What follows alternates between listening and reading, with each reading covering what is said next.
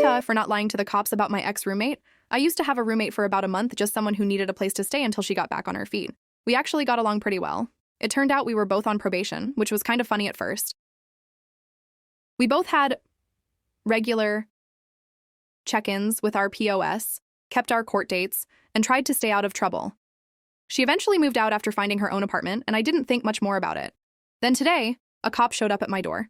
Since I live alone, I followed all the safety steps people talk about online, asked him to identify himself, showed me his badge, and only then stepped outside to talk. He asked if my old roommate still lived there. I said, no, she'd moved out. Then he asked if the address he had was her new one, and I confirmed it was. He also asked if a certain number was her phone, and I told him yes.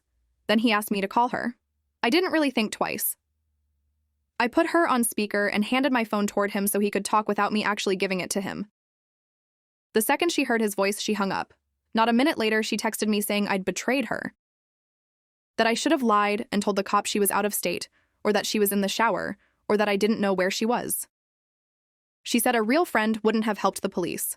I told her I wasn't about to lie to a cop, especially while on probation myself. If I had said she was in the shower, he probably would have waited outside, or even asked to come in for a wellness check. Saying she was out of state would have been even worse. Because if she's on probation and left without permission, that's an automatic warrant.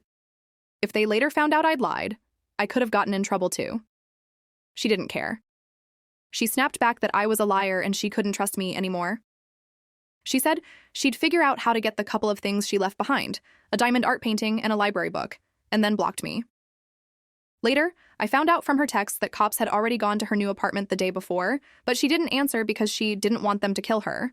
When I told her the officer who came to my place just had some papers, she said, I'm not meeting them anywhere. If I have to, I'll leave the state.